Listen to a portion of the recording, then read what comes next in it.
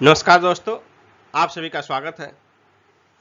Third BSSC CGL के बारे में आज हम लोग कुछ पॉइंट पर चर्चा करेंगे।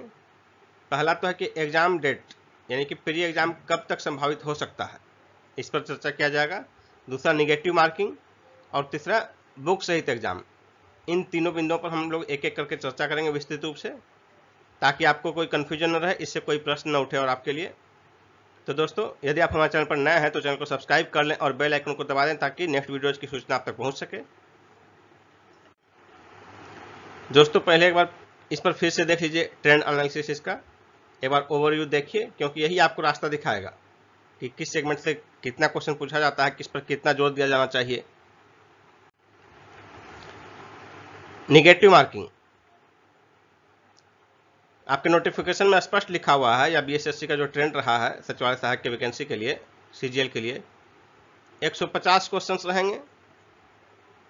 प्रत्येक प्रश्न के लिए सही उत्तर के लिए 4 अंक दिए जाएंगे और गलत उत्तर के लिए 1 अंक काटे जाएंगे, यानी कि 1/4 निगेटिव हो गया।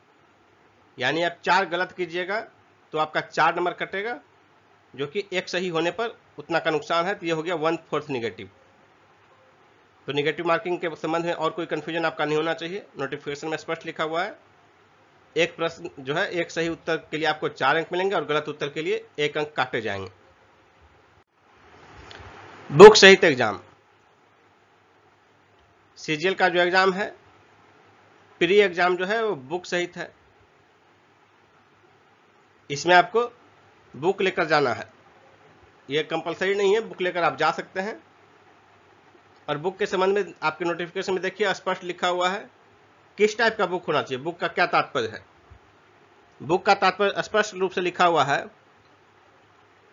प्रारंभिक परीक्षा पुस्तक सहित ली जाएगी। अभ्यर्थी अपने साथ 3 पुस्तक अर्थात प्रत्येक खंड के लिए 1 पुस्तक ले जा सकते हैं। और वो 3 खंड कौन कौन से हैं? जो 3 खंड दिया गया है, सामान्य अध्ययन खंड, गणित खंड और सामान्य विज्ञान खंड। यानी कि सामान्य अध्ययन, मैथ और साइंस, इन 3 सेगमेंट के लिए 1-1 पुस्तक लेके जा सकते हैं। और देखिए आगे क्या लाइन लिखा हुआ है नोटिफिकेशन के पेज नंबर 6 में, पुस्तकों में एनसीईआरटी, बीएसईबी, आईसीएसई तथा अन्य बोर्ड के टेक्स्ट बुक ही मान्य होंगे। केवल टेक्स्ट बुक मान्य होंगे जो किसी सरकार द्वारा, किसी राज्य सरकार द्वारा या केंद्र सरकार द्वारा पढ़ाए जाते हैं कक्षाओं में, केवल टेक्स्ट बुक ही मान्य होगा। यह है बुक सहित एग्जाम के लिए। और ये पहली बार इतना खुलकर स्पष्ट लिखा गया है कि एनसीईआरटी, बीएसईबी, आईसीएसई या अन्य बोर्ड के टेक्स्ट बुक ही मान्य होंगे। इसके पहले के 2 परीक्षाओं में इतना क्लैरिफिकेशन नहीं था, तो कई सेंटर पर जो है, सेंटर पर सुपरिटेंडेंट के हिसाब से चलता था। कई जगह जो है कई जगह लुसेंट भी वैलिड किया जाता था, कई जगह छीन लिया जाता था लुसेंट की, ये टेक्स्ट बुक नहीं है। जैसे हम लोगों ने पहला बार जो एग्जाम दिया था फर्स्ट सीजीएल में, जो मैं सिलेक्ट हुआ हूँ, उसमें हमने लुसेंट को यूज किया था। और आपको अपना अनुभव बता दूं कि बुक का यूज करने से नुकसान ही अंतिम रूप से हुआ। लगभग 8 क्वेश्चन का नुकसान मुझे हुआ था प्री एग्जाम में बुक यूज करने से। क्योंकि बुक यूज करने पर जो है दिमाग में सिर्फ यही चल रहा था कोई भी प्रश्न पढ़ने पर कि ये प्रश्न जो है लुसेंट में है, लुसेंट में देखना है। यानी आपका दिमाग अपनी पूर्ण सक्रियता के साथ नहीं चलेगा, उसका अप्रोच रहेगा कि किताब में कौन कौन सा है। इसलिए अंतिम रूप से वो नुकसानदायक रहेगा। हमेशा उनको राउंड करके रखा गया था। और अंतिम में जब ऐसे लगभग 15 प्रश्न थे जिन्हें कि रखा गया कि लुसेंट में है, लुसेंट से खोज के इसको मिलाना है, मतलब उनमें से जो है लगभग 13 में स्थिति थी कि अगर किताब लेकर नहीं जाता तो अपने आप उसको सही मार कर आता मैं। लेकिन बाद में खोजने के चक्कर में कई प्रश्न खोजने के लिए, किताब में जो है खोजने के लिए समय चाहिए, उतना समय आपके लिए एग्जाम में रहता नहीं है। क्योंकि इस एग्जाम में जो है 75 क्वेश्चन आपके मैथ रीजनिंग के रहेंगे। 2 घंटे का आपके लिए समय है, 2 घंटा 15 मिनट लिखा हुआ है, लेकिन ये 15 मिनट जो है आपको जो क्वेश्चन बुकलेट, आंसर बुकलेट सब दिया जाता है, उनको फिलअप करने के लिए दिया जाता है। प्रॉपर एग्जाम के लिए आपको 2 ही घंटे समय दिए जाते हैं उस दौरान लिखने के लिए, सोल्व करने के लिए। अब इस 2 घंटे 120 मिनट में आपको 75 क्वेश्चन तो मैथ रीजनिंग का ही सोल्व करने हैं। वैसे में आप 10 क्वेश्चंस को किसी किताब से खोज कर मिला लें, ये इतना आसान नहीं होगा। इसलिए अंतिम रूप से आप निश्चित रूप से अपने मन में ठान लें कि आपको बुक सहित एग्जाम का कोई यूटिलाइजेशन नहीं करना है, आपको किताब लेकर नहीं जाना है। ये मेरा व्यक्तिगत अनुभव है इस एग्जाम के लिए। अब देखिए एग्जाम ये कब तक हो सकता है। 14/4/2022 से फॉर्म फिलअप शुरू होगा और ये 17/5/2022 तक चलेगा। 17 मई तक आपको फॉर्म भरने की अंतिम तिथि है। अब ये 34 दिन फॉर्म भरने के समय है और इसमें उम्मीद मानकर चलिए कि 20 लाख से कम फॉर्म फिलअप नहीं होंगे।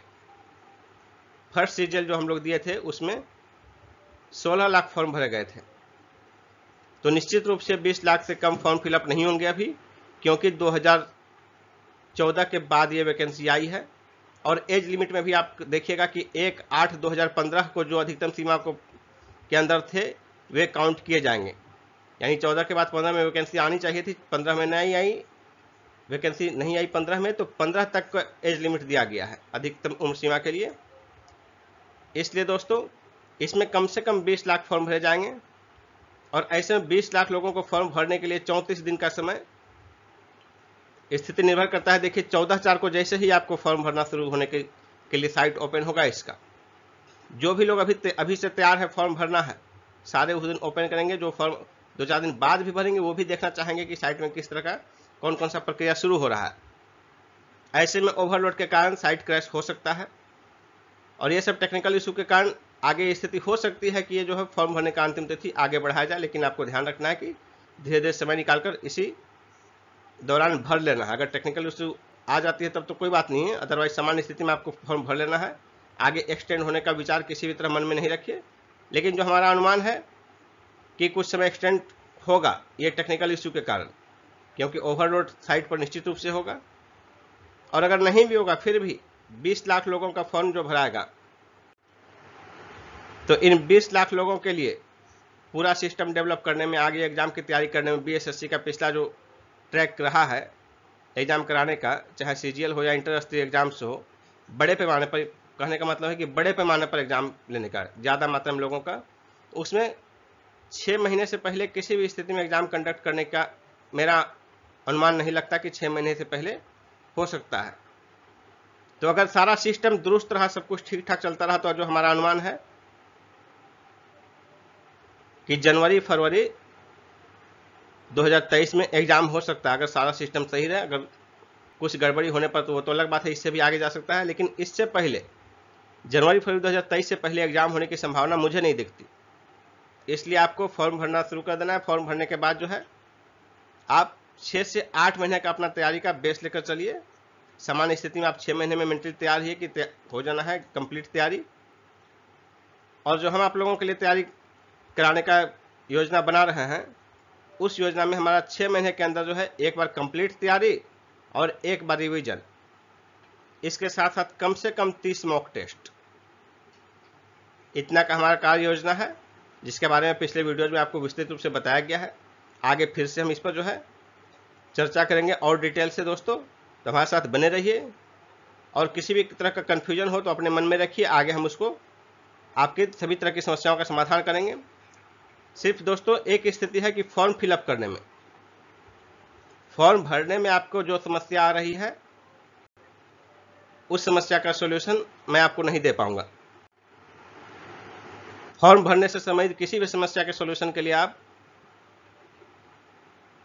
राणा क्लासेज के राणा जी से संपर्क कर सकते हैं और उनके वीडियोज देखिए, वो इस संबंध में बता भी रहे हैं डिटेल से कि आपको फॉर्म भरते समय कौन कौन सा डॉक्यूमेंट्स चाहिए और क्या क्या आपको तैयारी कर लेनी चाहिए। तो राणा क्लासेज के आप वीडियोज देख सकते हैं और राणा जी से अगर कोई उसके अतिरिक्त भी अगर कन्फ्यूजन बचता है तो राणा जी से आप पर्सनली संपर्क भी कर सकते हैं। ये हमारे मित्र भी हैं और मैंने देखा है उनके वीडियोज कि वो सारे मामले को डिटेल से बताते हैं, फॉर्म भरने के संबंध में क्या क्या आपको सावधानी बरतनी चाहिए, क्या क्या डॉक्यूमेंट्स किस तरह का होना चाहिए। तो आप फॉर्म भरने का कोई भी कन्फ्यूजन हो, कोई भी आपको प्रश्न हो, तो राणा जी के वीडियोज देखिए, उनसे आप संपर्क भी कर सकते हैं। दोस्तों हम अपना अगला वीडियो लेकर जल्द ही आएंगे, उसे देखना नहीं भूलिएगा। धन्यवाद।